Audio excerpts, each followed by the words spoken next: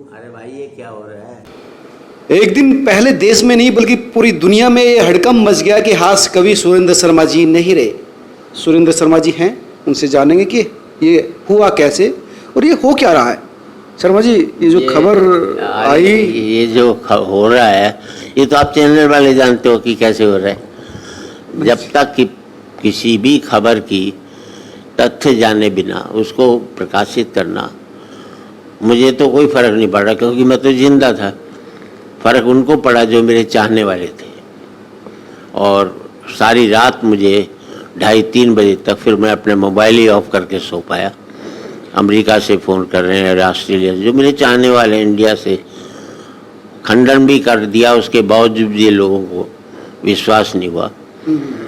और ये news 18 channel ने ये खबर छापी थी, दिखाई थी, जिसमें पंजाब के कोई गायक थे, कलाकार थे, नाटक भी करते थे, उनका निधन हुआ था। अब उसने समाचार तो उस बेचारे का दे दिया, लेकिन फोटो मेरी डाल दी। जब फोटो डालते हो तो लोग पूरी तरह से न्यूज़ पढ़ते भी नहीं हैं कि वो पंजाब के थे या कहाँ के थे। और ये भी क्या पता मैं पंजाब का हूँ या दिल्ली का हूँ या हरियाणा का हूँ। पैदा हुआ तब तो पंजाबी था। खैर, मैं उस परिवार के प्रति भी संवेदना व्यक्त करता हूँ जो हमारा कलाकार नहीं रहा, मेरे नाम वाला। लेकिन मीडिया से भी इतना कहना चाहता हूँ, किसी भी खबर को इतनी जल्दबाजी में न डालें कि आपका मखौल उड़े। आपका चैनल अंतर्राष्ट्रीय स्तर का चैनल है और इस तरह की खतरनाक अपराध, मैं इसे अपराध कहूँगा, मेरे किसी चाहने वाले को कितनी तकलीफ़ हुई, उस तकलीफ़ का अंदाज़ा आप लगा सकते हैं? क्या उसको कीमतों में आंक सकते हैं? जो मेरी बहन के ऊपर फ़र्क पड़ा सुनते ही, जो मेरे रिश्तेदारों के ऊपर पड़ा, ये तो अच्छा था मेरी माँ ने उस खबर के बारे में ना मैंने बताया ना उन्हें मालूम पड़ा। लेकिन उनके दिल पर क्या बीतती ये तो मैं अंदाज़ा भी नहीं लगा सकता। आपको कैसे पता चला कि ऐसा हो गया आपके साथ? मुझे कभी शंभू सिखा रहे हैं हास रस के, उन्होंने मुझे फ़ोन किया कि चाचा जी क्या हो रहा है। मैंने क्या हो रहा है? बोले आपकी तो एक खबर छपी है। मैंने कहा किस में छपी है? बोले न्यूज़ 18 में। तो उसने मुझे वो शॉट ले करके भेजा। मैं हालांकि 8-9 घंटे तब तक तो मैं फ़ोन के जवाब ही देता रहा। लोग उठाते रहे, अरे अरे आप, बस और कुछ कह नहीं पाए। कई तो ऐसे थे कि वो 15 मिनट तक रोते ही रहे। इमोशनल हो गए लोग। मुझे और बेवजह में रुला दी जबकि मैं जिंदा था और मरता तो रोने की ज़रूरत ही नहीं थी मुझे तो, बाकी सब देखते रहते। लेकिन एक अपराध की तरह से इसको माना जाए। और न्यूज़ चैनल के ऊपर मैंने आज मुकदमा भी डाल दिया है जो उसने ये गलती की है, और मैं पुलिस में भी इसकी FIR करवाने जा रहा हूँ। तो चैनल वालों ने संपर्क साधा आपसे, एक माफ़ी मांगी कुछ? किसी भी न्यूज़ 18 के चैनल वालों ने किसी का भी फ़ोन नहीं आया मेरे पास। अच्छा सर, अब कैसा महसूस हो रहा है इस समय? ये बड़ा अटपटा सा सवाल है, लेकिन किसी व्यक्ति, आप जैसे नामी व्यक्ति की मौत की खबर आए और आपको लगातार फ़ोन किया जा रहा है, तो कैसे, मतलब फीलिंग कैसी है आपके अंदर? फीलिंग क्या आ रही है? अब तो लोग ये कह रहे जी बधाई हो जी आपकी उम्र बढ़ गई। कहिए आपकी उम्र बढ़ गई, बहुत बहुत बधाई। अब तो बधाई संदेश आ रहे। आपको भी एकदम झटका लगा होगा एकदम? मुझे तो झटका तब लगे जबकि मैं मर गया हूँ। जब मैं जिंदा था तो मुझे झटका लगने की बात ही नहीं थी। हाँ, लेकिन गुस्सा आता है ऐसी पत्रकारिता के ऊपर, और इतने बड़े चैनल की आज की तारीख में जो बहुत बड़ा माना जाता है, उसके द्वारा वेरीफाई करना चाहिए था कम से कम। हर एक खबर को वेरीफाई करना नहीं चाहिए। होता है गेट कीपर जो कॉन्सेप्ट है पत्रकारिता में, उसका मतलब यही है कि आप वेरीफाई करें हर स्टेज पर। नहीं, अपनी जिंदगी दूसरी बार मरा हूँ मैं, इससे पहले भी एक बार मर चुका। अच्छा, ये आपके साथ ही क्यों होता है? जहाँ सुरेंद्र शर्मा लिखा नहीं, देखा नहीं, और अभी तो आज से 30 साल पहले एक दैनिक अखबार ने, न्यूज़ टाइम्स में हेडलाइंस थी, सुरेंद्र शर्मा बलात्कार के आरोप में गिरफ्तार। उसने इस हेडिंग पर अखबार बेचा, जबकि वो सुरेंद्र शर्मा नाम का व्यक्ति कोई पहाड़गंज में रहने वाला होगा। मैंने उसके एडिटर को फ़ोन किया, मैंने कहा इस तरह से कमाई करोगे?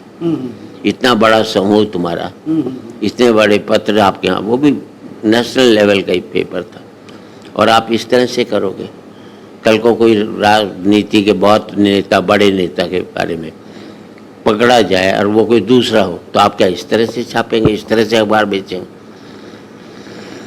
तो ये सब चलता रहता है। मेरा मानना है कि इस तरह से बुनाने की कोशिश मत करो। इस तरह से टीआरपी किसी चैनल की नहीं बढ़ती है। गलत तरीका है।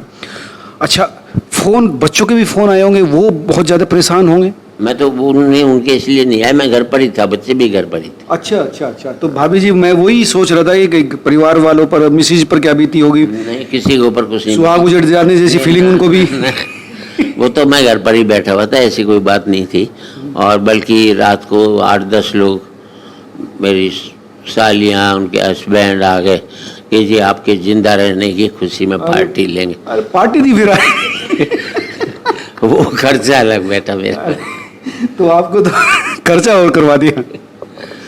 चलो, जिंदगी के ये पड़ाव हैं जो चलता देखो, है। मौत सच्चाई है सर, लेकिन इस तरह से तो किसी को मतलब, पर मुझे ये तो पता लग गया, अगर सही में ऐसा हो जाता तो कितने लोग क्या क्या वो देते संवेदना।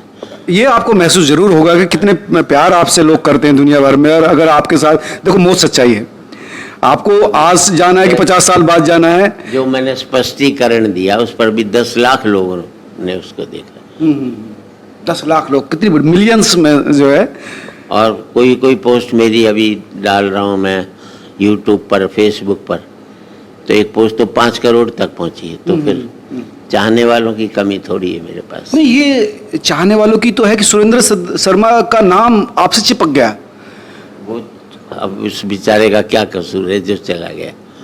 हाँ, उसका नहीं, नाम उनका तो देखो नहीं लौटाया जा सकता, लेकिन पंजाबी कलाकार था।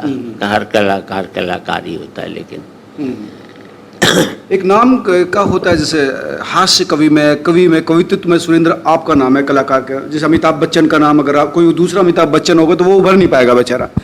तो इस तरह का जो नाम सुरेंद्र शर्मा आपके साथ जुड़ गया। नहीं, वो अच्छे कलाकार बताया गया है मुझे कि पंजाबी में बहुत अच्छे कलाकार थे, पर उनकी फोटो पता करके, जब न्यूज़ पता लगती है, जब फोटो डालो तो ये मालूम कर लो कि कौन है, कैसा है, तो ये जरूरी होता है। अच्छा, तो अब जो है, क्योंकि अभी भी फ़ोन आप कह रहे हैं लगातार आ रहे हैं, रात 2:30 बजे तक फ़ोन आए हुए थे, तो ये तो मतलब कि उस पत्रकारिता समूह ने कोई उसकी तरफ से कोई संवेदना या किस तरह से माफ़ीनामा या कोई इस तरह से कोई छापा ही नहीं?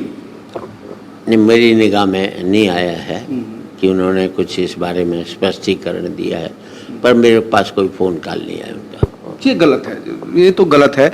और दूसरा, अगर मौत को कैसे देखते हैं सर? मौत को लेकर क्या फीलिंग्स है कवि सुरेंद्र शर्मा की? देखिए, मौत जिंदगी का आखिरी सीढ़ी है और मृत्यु की पहली सीढ़ी है, तो उससे डरना नहीं आनी है, उसमें क्या बात थोड़ी है। पर इस तरह थोड़ी है कि दूसरों के द्वारा लाई जाए, ईश्वर के द्वारा है, अच्छी बात है, वैसी बात हो रही है। और परिवार वाले लोग अब क्या कह रहे हैं? परिवार की क्या फीलिंग्स है? कोई, जब मैं बैठा ही हुआ था तो कोई फीलिंग होनी नहीं थी, कोई उनको इसका असर पड़ना भी नहीं था, सब थे ही, घर में ही थे। ये अच्छा रहा कि कम से कम आप घर में थे। हाँ, मैं पहुंचा ही था, बस ये खबर आई उससे 15 मिनट पहले ही घर पहुंचा था। क्या कहना चाहेंगे उस अंतिम जो आपकी जो उद्बोधन है? हर एक व्यक्ति को, मतलब न्यूज़ चैनल को सोचना समझना चाहिए अखबार डालते हुए। तो दोस्तों ये थे हास्य कवि शिरोमणि सुरेंद्र शर्मा जी, जिनके साथ इस तरह की खबर प्लांट की गई और जिसकी वजह से इनके चाहने वालों को, उनके परिवार वालों को अथाह दुख हुआ। कह रहे हैं कि ये तो शुक्र है कि माँ को पता ना चला, इनकी माँ भी तक जिंदा है और बेटे को मार दिया गया है, उस माँ पर क्या बीतेगी। तो उनका कहना है कि शुक्र है कि वो माँ तक खबर ना पहुंची और मैं परिवार के अंदर ही था, इस वजह से परिवार को भी उस सदमे से बचाव हो गया जो उनको लगने वाला था। लेकिन एक सवाल ये जरूर उठाते हैं कि पत्रकारिता का धर्म है किसी भी चीज़ को लिखने से पहले, पब्लिश करने से पहले उसको वेरीफाई करना, वो वेरीफाई की जानी चाहिए थी। इस तरह का जो सनसनीखेज माहौल जो है पूरे देश में क्या दुनिया में, वो नहीं बनना चाहिए था। तो बस इतना ही। आप क्या सोचते हैं मुझे ज़रूर बताना, और शर्मा जी के लिए आप क्या सोचते हैं ज़रूर कमेंट करना। नमस्कार।